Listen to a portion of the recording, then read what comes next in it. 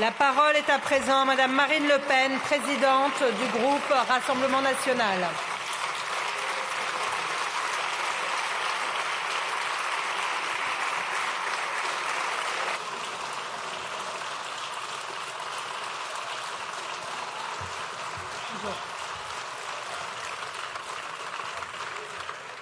Monsieur le Premier ministre, Madame la Présidente, chers collègues, le général de Gaulle, pour désigner le règne des partis, avait une formule, le régime de malheur.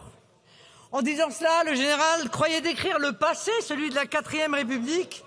Il se voulait historien. Pour le plus grand malheur de la France et des Français, vous en avez fait un prophète. Car ce régime de malheur, c'est précisément la situation politique à laquelle nous faisons face aujourd'hui, du fait de la piteuse coalition des partis du système qui se relaient à la tête de l'État depuis 50 ans et n'ont aujourd'hui qu'un seul but, durer, se maintenir quelques semaines de plus au détriment du peuple et de la nation. Ce régime de malheur, toutes les institutions de la Ve République avaient été conçues pour le rendre impossible. Mais à force d'ententes électorales et d'accords de couloir, vous avez réussi à transformer notre loi fondamentale en étouffoir de la démocratie. Ce dévoiement de nos institutions a atteint aujourd'hui un paroxysme. Les Français ne comptent même plus les motions de censure déposées, débattues et votées depuis la réélection d'Emmanuel Macron en 2022. Et ils ne savent même plus qui siège au gouvernement, qui leur en voudrait, puisque la durée des ministres se compte aujourd'hui, parfois non plus en mois, non plus en années, mais en heures. Ce spectacle pathétique est un poison pour notre démocratie, car il exaspère nos compatriotes et les détourne du goût de l'action publique. Or, une démocratie ne vit que par l'énergie et par l'engagement des citoyens. J'espère donc que le théâtre des manœuvres auxquelles se sont livrés tous les partis du système depuis plus d'1 an n'aura pas gravé dans le marbre pour des millions de Français un profond dégoût pour l'action politique. Mais venons-en aux faits. La représentation nationale est aujourd'hui réunie pour décider si votre gouvernement, Monsieur le Premier ministre, doit être censuré au regard de votre projet de budget. Je dis votre budget, pardon, j'aurais peut-être dû dire le budget de M. Bayrou ou le budget de Bercy, car ce budget n'est tellement pas le vôtre qu'il n'intègre même pas la promesse que vous aviez faite au Parti socialiste de suspendre la réforme des retraites imposée au 49.3 par Elisabeth Borne. C'est même pire. La trajectoire de la réforme Borne est incluse dans votre projet de texte. J'y reviendrai. Ce budget, donc, est un véritable musée de toutes les horreurs coincées depuis des années dans les tiroirs de Bercy. Ce n'est pas une année blanche, mais une année noire pour les Français, et en particulier pour ceux qui travaillent et paient des impôts. Il y a d'abord la poursuite du matraquage fiscal, 19 milliards d'impôts supplémentaires, dont 10 pour le seul impôt sur le revenu, par le pas du gel du barème qui, il y a moins d'1 an, vous faisait pousser d'ailleurs des cris d'orfraie. Vous allez faire entrer 200 000 foyers de la classe moyenne dans l'impôt sur le revenu. Sans doute une récompense pour la France qui bosse, alors que notre taux d'activité est l'un des plus bas en Europe. Il y a ensuite la poursuite de la gabegie des dépenses publiques, 28 milliards de dépenses supplémentaires, au-delà de l'inflation, aucun effort sur le train de vie des administrations, aucun effort de rationalisation du maquis des agences et organismes divers qui coûtent des dizaines de milliards par an. Il y a également l'absence totale d'efforts sur l'immigration, l'absence totale d'action pour faire baisser ne serait-ce que d'1 euro les milliards que nous coûte chaque année l'aide médicale d'État et le dispositif fou des visas pour soins qui bat chaque année tous les records. Enfin, et c'est sans doute le pire, il y a aussi des mesures d'indécence sociale. Je pense à la fiscalisation des emplois étudiants, mais aussi et surtout à la fiscalisation des indemnités versées par la sécurité sociale en cas de maladie de longue durée. Nous avions déjà eu la hausse des franchises médicales, le déremboursement des médicaments et de pansements, mais aujourd'hui c'est aux plus vulnérables, à ceux qui sont éloignés de l'emploi et parfois réduits à la solitude, que vous entendez faire payer la note de vos lâchetés et de vos renoncements. Monsieur le Premier ministre, je ne veux pas ajouter au débat politique déjà marqué par le règne de la médiocrité et des effets de manche inutiles la moindre pierre, mais quand même, sérieusement, comment voulez-vous faire accepter aux Français une année de plus après des décennies de course à l'abîme, qu'on les spolie encore de leurs droits sociaux par incapacité à toucher à ceux que nous avons octroyés de manière totalement irrationnelle à la terre entière. Comment pouvez-vous imaginer que le pays le plus fiscalisé, le plus socialisé au monde ne vous sanctionne pas, ne vous rejette pas, en voyant chaque année s'allonger la liste des injustices et des spoliations, toujours au détriment des Français les plus faibles, jamais au détriment de l'immigration massive et incontrôlée qui mine nos comptes sociaux et rend nos rues chaque année de plus en plus violentes. Tout cela vient alimenter un climat de division et de ressentiment.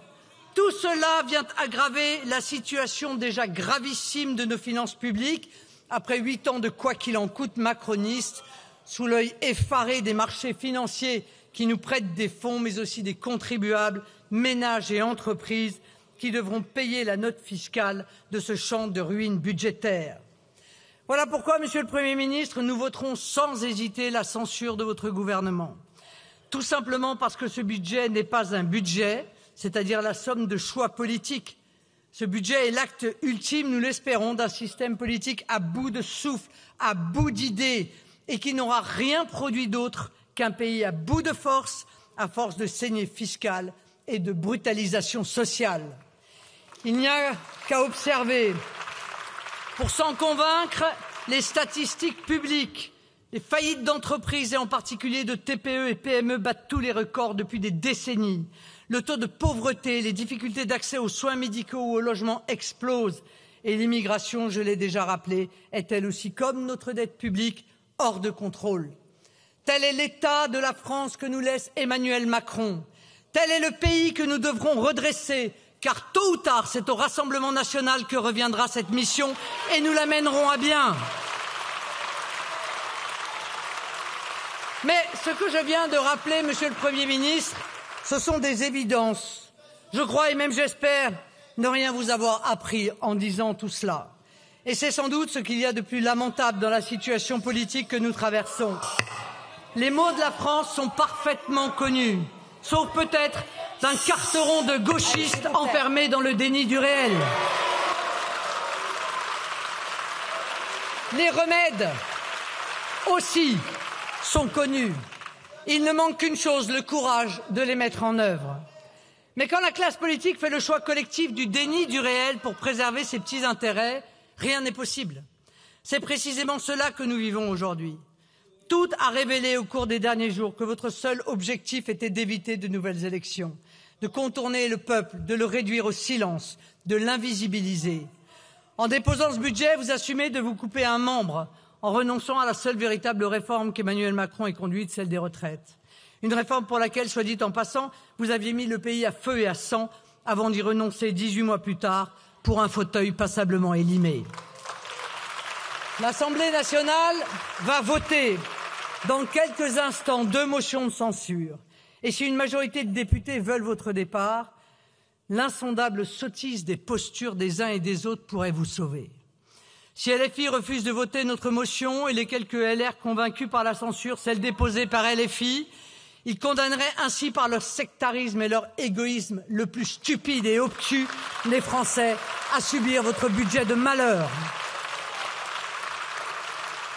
Après votre accord avec Jean-Luc Mélenchon au second tour des législatives, c'est aujourd'hui donc à Olivier Faure que vous devrez peut-être votre maintien temporaire aux affaires.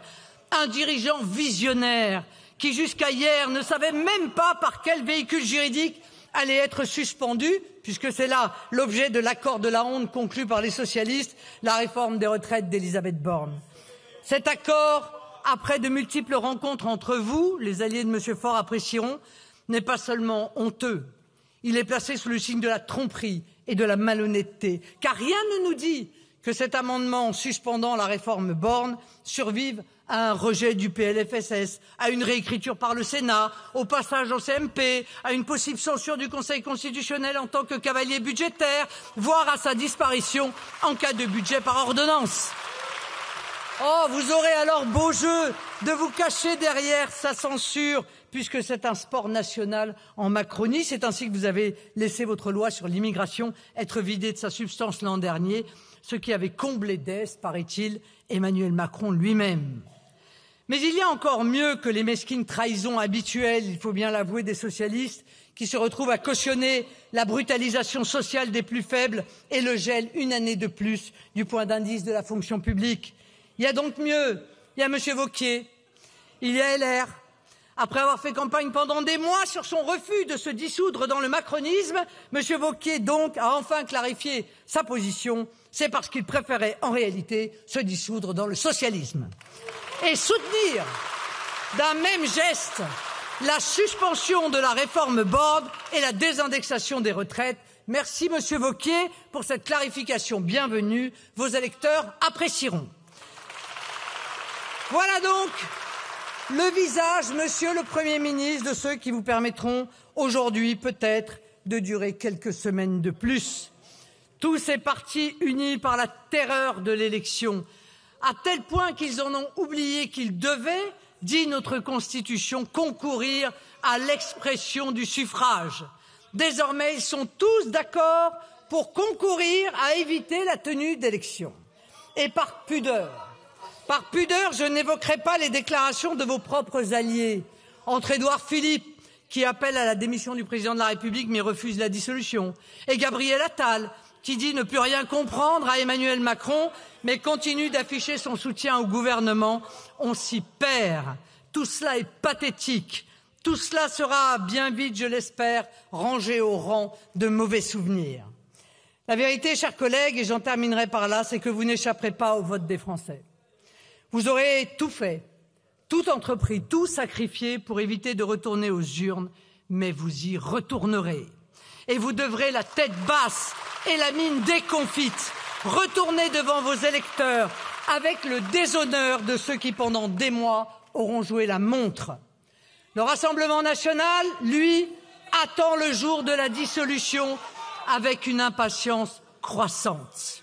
Nos 140 députés du RN et de l'UDR ont hâte de retourner devant les Français, car ils pourront, eux, regarder leurs électeurs droit dans les yeux, car ils pourront, eux, rendre compte avec fierté de leur action à l'Assemblée nationale, car ils pourront, eux, dire qu'ils ont fait honneur au contrat moral qui les lie à leurs compatriotes, car ils seront, eux, les artisans du grand redressement national au sein d'une majorité claire qui sera rendue à notre pays par son seul souverain, le peuple.